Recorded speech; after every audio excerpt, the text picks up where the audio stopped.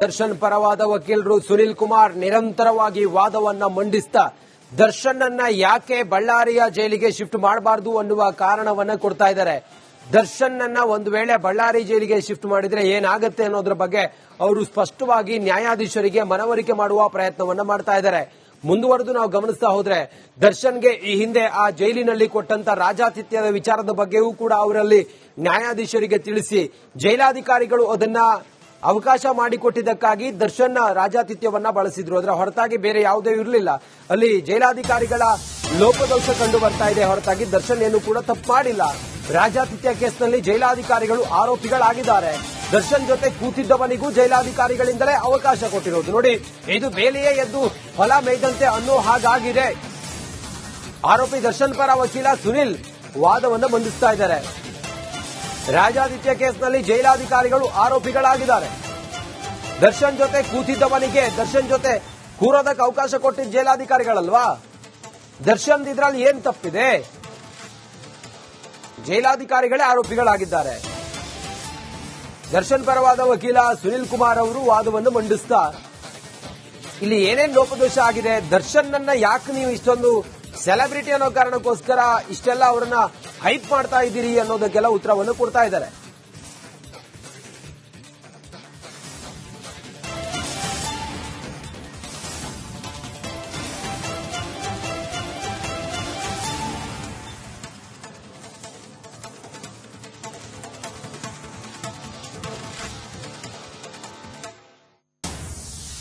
ಈಗ ಒಂದು ಬ್ರೇಕ್ ಆದ ನಂತರ ಮುಂದಿನ ಭಾಗದಲ್ಲಿ ನಿರೀಕ್ಷಿಸಿ. ಕೆಲವೇ ಹೊತ್ತಲ್ಲಿ ದರ್ಶನ್ ಕಾರಾಗೃಹ ಭವಿಷ್ಯ. ಚಿಕ್ಕ ಬ್ರೇಕ್ ಆದ್ಮೇಲೆ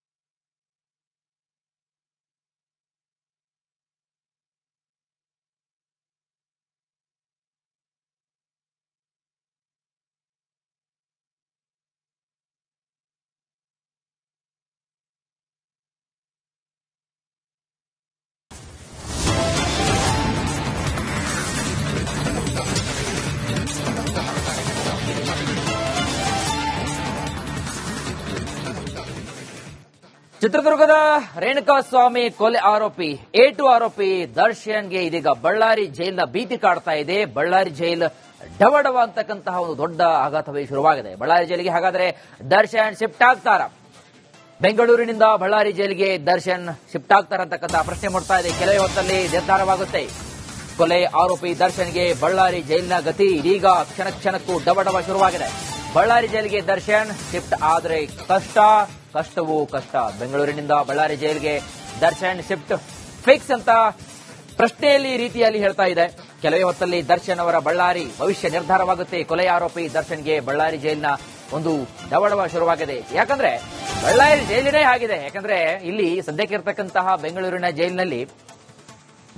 ಜೈಲಿನಲ್ಲಿರ್ತಕ್ಕಂತಹ ಕೆಲವೊಂದಿಷ್ಟು ಒಂದು ಸವಲತ್ತುಗಳಾಗಿರಬಹುದು, ಆದ್ರೆ ಬಳ್ಳಾರಿಯಲ್ಲಿ ಎಕ್ಸ್ಪೆಕ್ಟ್ ಮಾಡಕ್ಕಾಗಲ್ಲ. ಸೊ ಹಾಗಾಗಿ ಬಳ್ಳಾರಿ ಜೈಲಿಗೆ ಹೋಗ್ತಕ್ಕಂತಹ ಡವಡವ ಇದೀಗ ದರ್ಶನ್ಗೆ ಶುರುವಾಗಿರ್ತಕ್ಕಂಥದ್ದು.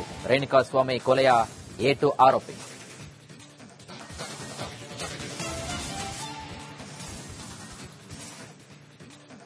ಹಾಗಾದ್ರೆ ಬಳ್ಳಾರಿಗೆ ಹೋಗಲು ದರ್ಶನ್ ಯಾಕೆ ಹೆದರ್ತಾ ಇದ್ದಾರೆ ಗೊತ್ತಾ? ಪ್ರಶ್ನೆಯಲ್ಲಿ ಮೂಡ್ತಾ ಇದೆ. ಬಳ್ಳಾರಿ ಜೈಲು ಅಂದ್ರೆ ದರ್ಶನ್ ಮಳೆಯಲ್ಲೂ ಕೂಡ ಬೆವರುವಂತಹ ಸ್ಥಿತಿ ನಿರ್ಮಾಣವಾಗಿದೆ. ಕಠಿಣಾತಿ ಕಠಿಣ ಜೈಲಿನಲ್ಲಿ ದರ್ಶನ್ಗೆ ನರಕ ಯಾತನೆ. ಇಲ್ಲಿದೆ ಅಸಲಿ ಸ್ಟೋರಿ. ಬಳ್ಳಾರಿಗೆ ಹೋಗಲು ದರ್ಶನ್ ಯಾಕೆ ಹೆದರ್ತಿದ್ದಾರೆ ಗೊತ್ತಾ? ಬಳ್ಳಾರಿ ಜೈಲು ಅಂದ್ರೆ ದರ್ಶನ್ ಮಳೆಯಲ್ಲೂ ಕೂಡ ಬೆವರೋ ಸ್ಥಿತಿ ನಿರ್ಮಾಣವಾಗುತ್ತೆ. ಕಠಿಣಾತಿ ಕಠಿಣ ಜೈಲಿನಲ್ಲಿ ದರ್ಶನ್ಗೆ ನರಕ ಯಾತನೆ ಇದೆ. ಬಳ್ಳಾರಿ ಜೈಲು ಕಳೆದ ಬಾರಿ ಕೂಡ ಬಳ್ಳಾರಿ ಜೈಲಿನಲ್ಲಿ ದರ್ಶನ್ಗೆ ನರಕ ಯಾತನೆ ಸೃಷ್ಟಿಯಾಗಿತ್ತು. ಕಲ್ಲಿನ ಕೋಟೆ ಅಂತಿರತಕ್ಕಂತಹ ಭದ್ರಕೋಟೆಯ ಜೈಲು ಉಸಿರುಗಟ್ಟಿಸುವಂತಹ ವಾತಾವರಣ ಇದೆ. ಸೊಳ್ಳೆಗಳ ಕಾಟ, ಸಿಸಿಟಿವಿ ಕಣ್ಗಾವಲು, ಬೆಂದು ಹೋಗ್ತಕ್ಕಂತಹ ಸ್ಥಿತಿ ನಿರ್ಮಾಣವಾಗುತ್ತೆ ಬಳ್ಳಾರಿ ಜೈಲು. ಹಾಗಾಗಿ ಈ ಬಾರಿ ಮತ್ತಷ್ಟು ಕಠಿಣವಾಗಲಿದೆ ದರ್ಶನ್ ಬಳ್ಳಾರಿಯ ಒಂದು ವಾಸ.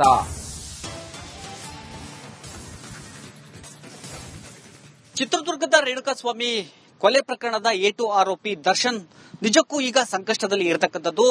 ಮೊನ್ನೆಯಷ್ಟೇ ಸುಪ್ರೀಂ ಕೋರ್ಟ್ನಲ್ಲಿ ಜಾಮೀನು ರದ್ದಾಗಿರ್ತಕ್ಕಂಥ ಹಿನ್ನೆಲೆಯಲ್ಲಿ ಒಂದಷ್ಟು ಸಂಕಷ್ಟ ಶುರುವಾಗಿತ್ತು. ಯಾಕಂದ್ರೆ ಜಾಮೀನು ಪಡೆದು ದರ್ಶನ್ ಬಿಂದಾಸ್ ಆಗಿ ಓಡಾಡ್ತಾ ಇದ್ರು.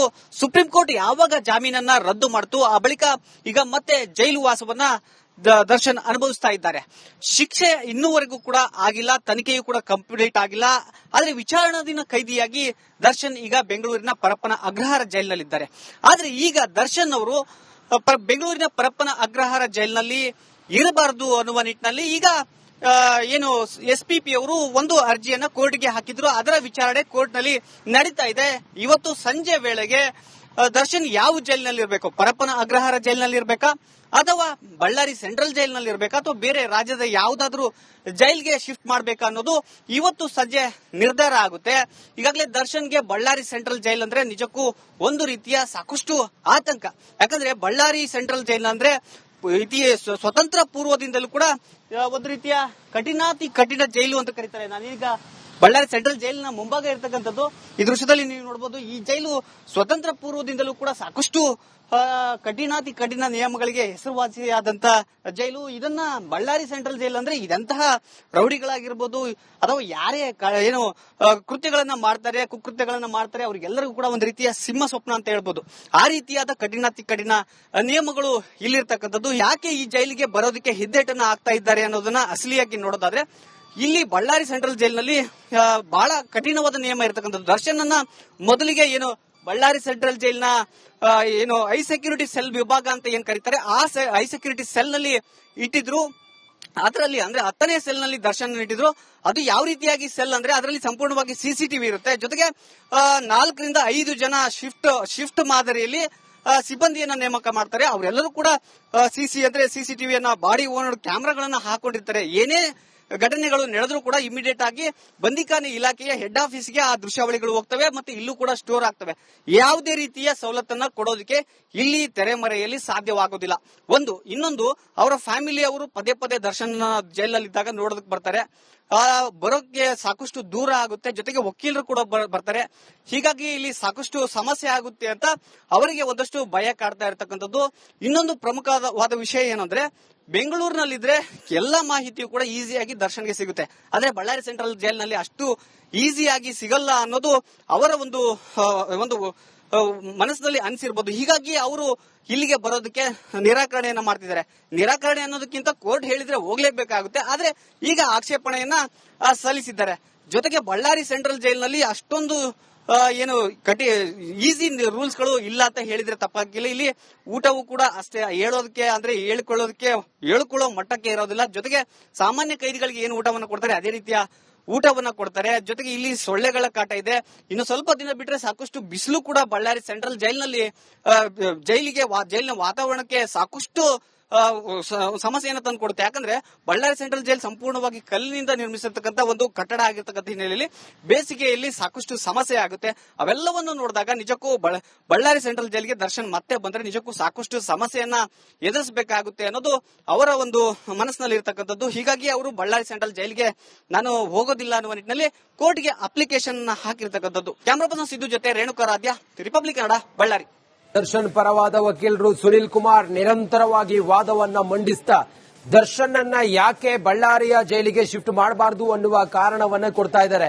ದರ್ಶನ್ ಅನ್ನ ಒಂದು ವೇಳೆ ಬಳ್ಳಾರಿ ಜೈಲಿಗೆ ಶಿಫ್ಟ್ ಮಾಡಿದ್ರೆ ಏನಾಗುತ್ತೆ ಅನ್ನೋದ್ರ ಬಗ್ಗೆ ಅವರು ಸ್ಪಷ್ಟವಾಗಿ ನ್ಯಾಯಾಧೀಶರಿಗೆ ಮನವರಿಕೆ ಮಾಡುವ ಪ್ರಯತ್ನವನ್ನ ಮಾಡ್ತಾ ಇದ್ದಾರೆ. ಮುಂದುವರೆದು ನಾವು ಗಮನಿಸ್ತಾ ಹೋದ್ರೆ ದರ್ಶನ್ಗೆ ಈ ಹಿಂದೆ ಆ ಜೈಲಿನಲ್ಲಿ ಕೊಟ್ಟಂತ ರಾಜಾತಿಥ್ಯದ ವಿಚಾರದ ಬಗ್ಗೆಯೂ ಕೂಡ ಅವರಲ್ಲಿ ನ್ಯಾಯಾಧೀಶರಿಗೆ ತಿಳಿಸಿ ಜೈಲಾಧಿಕಾರಿಗಳು ಅದನ್ನ ಅವಕಾಶ ಮಾಡಿಕೊಟ್ಟಿದ್ದಕ್ಕಾಗಿ ದರ್ಶನ್ ರಾಜಾತಿಥ್ಯವನ್ನ ಬಳಸಿದ್ರು. ಅದರ ಹೊರತಾಗಿ ಬೇರೆ ಯಾವುದೇ ಇರಲಿಲ್ಲ. ಅಲ್ಲಿ ಜೈಲಾಧಿಕಾರಿಗಳ ಲೋಪದೋಷ ಕಂಡು ಬರ್ತಾ ಇದೆ ಹೊರತಾಗಿ ದರ್ಶನ್ ಏನು ಕೂಡ ತಪ್ಪು ಮಾಡಿಲ್ಲ. ರಾಜಾತಿಥ್ಯ ಕೇಸ್ನಲ್ಲಿ ಜೈಲಾಧಿಕಾರಿಗಳು ಆರೋಪಿಗಳಾಗಿದ್ದಾರೆ. ದರ್ಶನ್ ಜೊತೆ ಕೂತಿದ್ದವನಿಗೂ ಜೈಲಾಧಿಕಾರಿಗಳಿಂದಲೇ ಅವಕಾಶ ಕೊಟ್ಟಿರೋದು ನೋಡಿ. ಇದು ಬೇಲಿಯೇ ಎದ್ದು ಹೊಲ ಮೇಯ್ದಂತೆ ಅನ್ನೋ ಹಾಗಾಗಿದೆ. ಆರೋಪಿ ದರ್ಶನ್ ಪರ ವಕೀಲ ಸುನಿಲ್ ವಾದವನ್ನು ಮಂಡಿಸ್ತಾ ಇದ್ದಾರೆ. ರಾಜಾತಿಥ್ಯ ಕೇಸ್ನಲ್ಲಿ ಜೈಲಾಧಿಕಾರಿಗಳು ಆರೋಪಿಗಳಾಗಿದ್ದಾರೆ. ದರ್ಶನ್ ಜೊತೆ ಕೂತಿದ್ದವನಿಗೆ ದರ್ಶನ್ ಜೊತೆ ಕೂರೋದಕ್ಕೆ ಅವಕಾಶ ಕೊಟ್ಟಿದ್ದ ಜೈಲಾಧಿಕಾರಿಗಳಲ್ವಾ? ದರ್ಶನ್ ಇದ್ರಲ್ಲಿ ಏನ್ ತಪ್ಪಿದೆ? ಜೈಲಾಧಿಕಾರಿಗಳೇ ಆರೋಪಿಗಳಾಗಿದ್ದಾರೆ. ದರ್ಶನ್ ಪರವಾದ ವಕೀಲ ಸುನಿಲ್ ಕುಮಾರ್ ಅವರು ವಾದವನ್ನು ಮಂಡಿಸ್ತಾ ಇಲ್ಲಿ ಏನೇನ್ ಲೋಪದೋಷ ಆಗಿದೆ, ದರ್ಶನ್ ಅನ್ನ ಯಾಕೆ ನೀವು ಇಷ್ಟೊಂದು ಸೆಲೆಬ್ರಿಟಿ ಅನ್ನೋ ಕಾರಣಕ್ಕೋಸ್ಕರ ಇಷ್ಟೆಲ್ಲ ಅವರನ್ನ ಹೈಪ್ ಮಾಡ್ತಾ ಇದ್ದೀರಿ ಅನ್ನೋದಕ್ಕೆಲ್ಲ ಉತ್ತರವನ್ನು ಕೊಡ್ತಾ ಇದ್ದಾರೆ.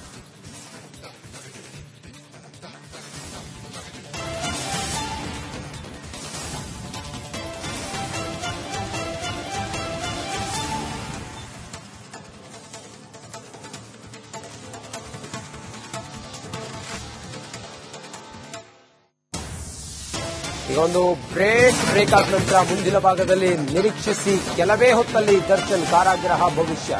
ಚಿಕ್ಕ ಬ್ರೇಕ್ ಆದ್ಮೇಲೆ